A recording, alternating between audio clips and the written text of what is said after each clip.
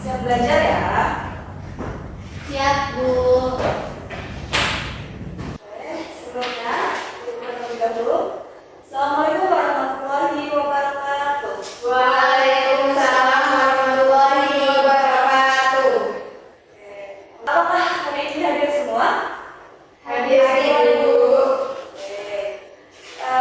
Kita langsung saja masuk ke materi kita pada hari ini. Ada yang sudah tahu? Belum ya? Jadi materi kita adalah menyusun kritik dan esai. Ada yang tahu kritik itu apa? Mengomentari.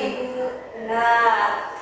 Jadi selain mengomentari, kritik adalah analisis mendalam terhadap suatu karya untuk menilai kualitasnya dan memberikan tanggapan terhadap kelebihan serta kekurangannya. Nah, tadi kan kita sudah mengetahui ini apa itu kritik. Materi kita adalah kritik dan esai. Sedangkan ada yang tahu esai itu apa? Esai itu teks ilmiah. Ya, jadi memberitahu bahwa esai adalah tulisan yang berisi pendapat atau argumen penulis terhadap suatu topik tertentu dan disampaikan secara sistematis dan terstruktur. Nah, apa sih perbedaan antara kritik dan esai? Ada yang tahu? Oke, jadi kritik dan esai ini memiliki tujuan yang berbeda. Jadi kritik itu menilai dan mengevaluasi karya, sedangkan esai itu menyampaikan ide dan pendapat pribadi penulis. Nah, fokus dari kritik dan esai ini juga berbeda. Fokus dari kritik ini menganalisis mendalam dan memberikan umpan balik, sedangkan esai ini menyajikan pandangan atau argumentasi terhadap suatu isu. Nah, karena langkah-langkah dalam menyusun kritik itu terbagi menjadi 4. Yang pertama pendahuluan, deskripsi karya, analisis kritis, dan kesimpulan. Masuk ke materi kita, bagaimana sih tips dalam menulis kritik dan esai yang efektif?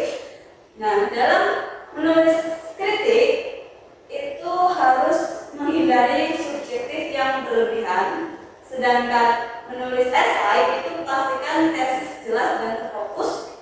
Gunakan bukti dan contoh untuk mendukung argumen. Nah, itu adalah materi kita. Kalian sudah paham kan yang sudah Ibu sampaikan? Sudah, Ibu. Oke. Ada yang ingin ditanyakan tidak? Saya itu bisa nggak Bu kalau kritik dan esai itu digabungkan atau selesai mengenai kritik berisi tentang kritik? Oke, terima kasih atas pertanyaannya. Jadi kesimpulan pertanyaan itu bisa nggak sih esai dan kritik itu digabungkan dalam menganalisis suatu karya gitu ya? Bisa. Nah, pertanyaan dulu bagus banget nih. Ibu akan memberikan kalian tugas mengenai apa yang ditanyakan Bapak. Jadi, Ibu akan membagi kalian ke dalam 2 kelompok. Jadi, masing-masing anggota kelompok itu terdiri dari 2 anggota. Anggotanya Ibu bagi saja biar adil ya. Baik, Ibu. Jadi, anggota pertama itu ada Ulfa dengan Suci dan Dola dengan Intan. Semua pada membawa HP kan? Oke, Ibu bagikan sesuatu untuk kalian. Ini adalah cerita pendek. Tolong buka ya. Nah, jadi tugas dari Ibu adalah kalian menganalisis, membuat kritik dan esai dari cerpen yang Ibu bagikan itu. Nah, satu kelompok kan terdiri dari 2 anggota ya. Jadi nanti per individu dari cerpen yang ibu beri. Jadi contohnya kayak Suci dan Ulfa kan satu kelompok nih. Nah, Suci itu menyampaikan kritik dari cerpen itu dan Ulfa menyampaikan esainya. Begitupun kelompok kedua, gitu ya? Paham? Jadi sekarang kita cermati cerpen yang ibu beri. Ibu beri waktu 10 menit untuk mencari kritik dan esai dari cerpen itu.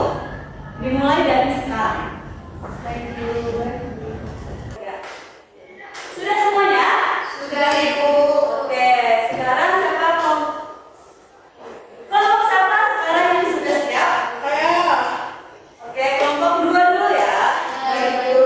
Silakan kelompok 2. Perwakilan nanti semua, Ibu. Semua, karena kan berbeda. Nanti dulu tapi.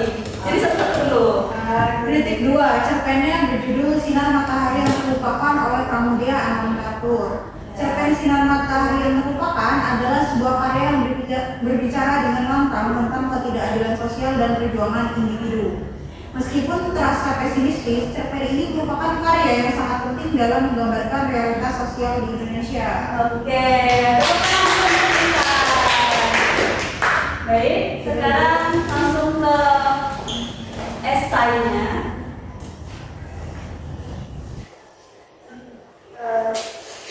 Maksudnya, Ibu. Iya.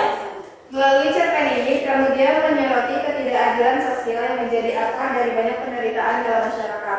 Tokoh utama dalam cerpen ini berjuang untuk mendapatkan kebebasan dan kesempatan yang layak, namun selalu dibentuk dengan sistem yang tidak mendukung. Ketidakadilan sosial dan ketidaksetaraan menjadi tema utama dalam karya ini, di mana tokoh utama merasa seperti sinar matahari yang terlupakan, sesuatu yang seharusnya tidak ada namun tidak dapat dijangkau. Oke, bagus sekali hasil esai dari kelompok 2. Ayo kelompok 1 jangan sampai kalah. Siapa yang akan membaca kritiknya?